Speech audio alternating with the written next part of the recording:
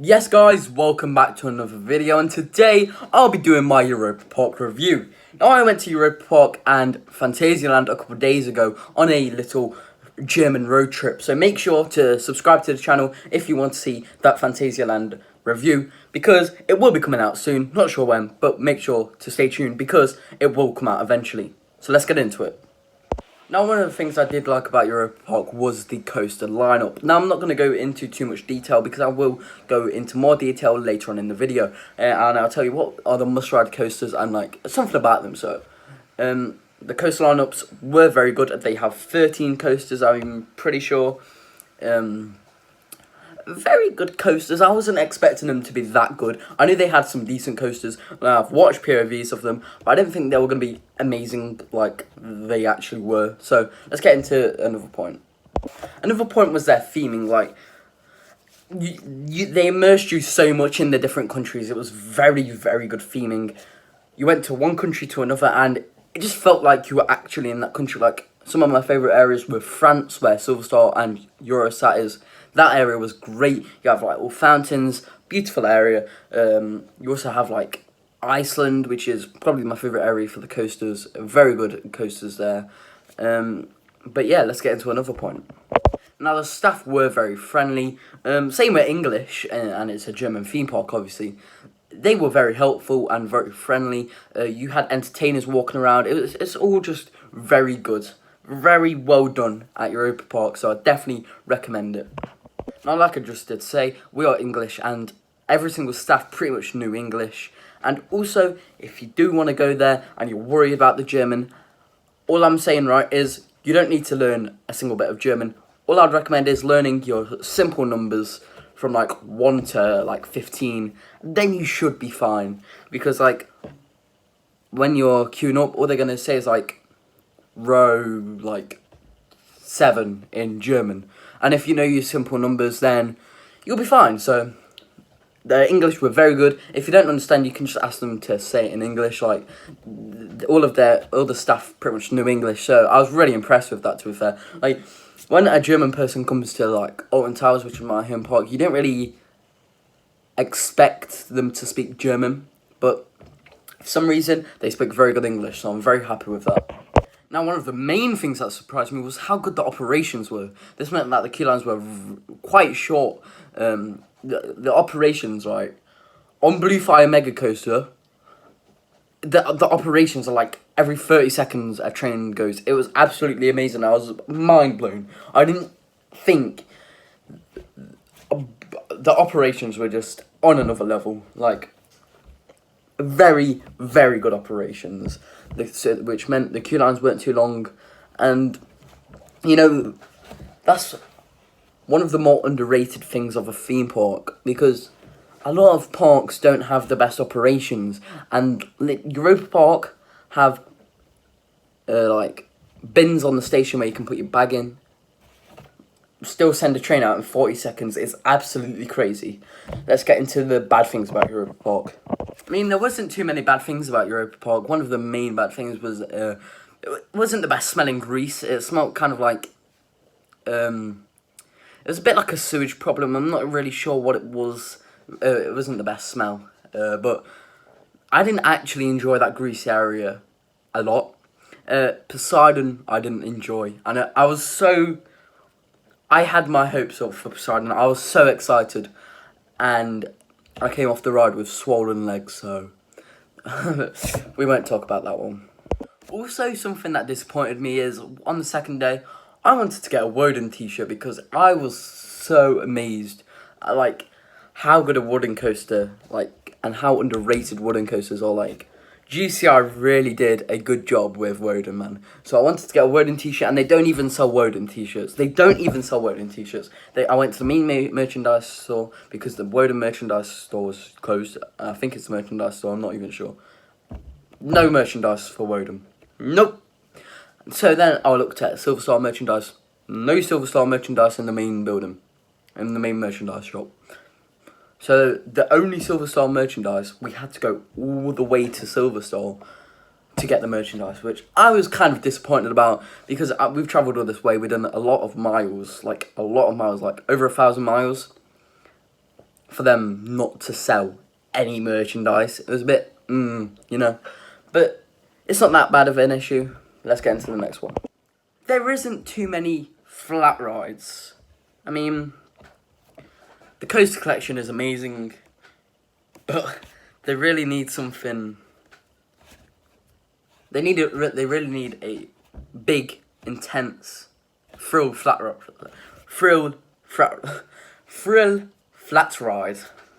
They didn't actually have any.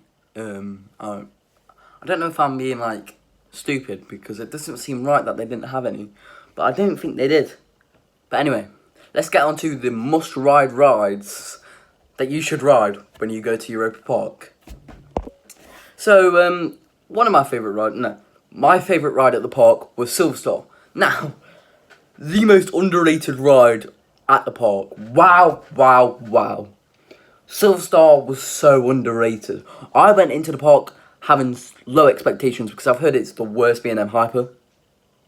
Bruh, it has sustained floater on every single hill. I love sustained floater. Amazing. They didn't staple me as well. I had a lot of room, which was perfect. And there was a surprise element at the end, and I was like, whoa! I wasn't expecting it to throw me around on them twists and turns, but like, jeez, that was a good ride, and you have to ride it. Oh my god, it was. Don't listen to what anyone else says, because that proves that proves that you shouldn't listen to anyone. So you shouldn't listen to me. That's what I'm saying. All right, never mind.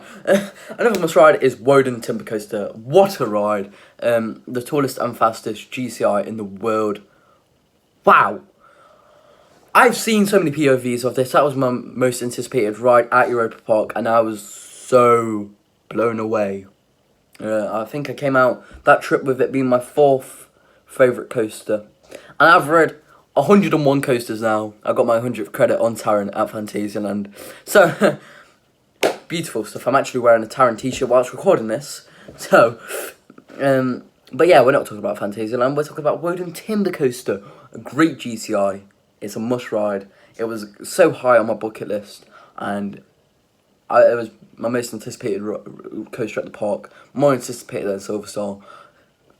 But Silver Star did blow it out of the water a bit. I'm sorry, but yeah, 4th favourite coaster in the world. Not too bad. Next one is Blue Fire Mega Coaster. Now, like I said earlier, the operations on that thing is crazy. They send a train out in about 40 seconds. It is crazy fast. It was just amazing. I mean, I thought it was a bit tame, and then that Heartline roll at the end, flipping, I was like, what the hell just happened? Like, the launch was tame, everything about the ride was tame. So I was like, oh, okay, this is an okay ride, maybe like top 20. And then I go into that Heartline roll, and I'm like, oh my god, what a ride. All because of that Heartline roll, that makes the ride for me. Another must ride is Eurosat Can Coaster. It was very good. If you like Space Mountain, you have to go on that ride.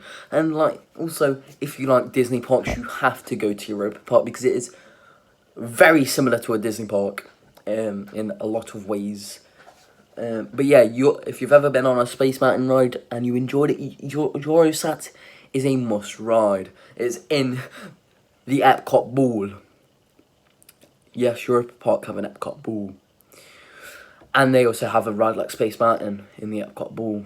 So, you see what I mean about it? It's similar to Disney. But yeah, very good ride. I'm not going to spoil it. But yeah, I pretty much already have spoiled it. Another ride that was amazing was Arthur. Wow. Exceeded expectations massively. I didn't even do it on the first day. I've heard it's good. And I was like, okay, let's do it on the second day. The queue was pretty long. It was like 40 minutes. I was like, oh my god, what have I missed out here then? Crazy ride. Like, I'm not going to spoil it, but you see the outside part and you're like, okay, this is going to be a cool coaster. You know, most innovative ride of like 2016, and like, okay. Oh my god, that is crazy ride. That is crazy ride. I was so blown away by that. Arthur is a must ride. Another must ride is Euromir. Euromir is a spinning coaster. It's very, very good. Back row. Oh my god, that's a great coaster. It was actually the first coaster of the trip that we did. Wow. I've the queue line is amazing because of one reason and one reason only.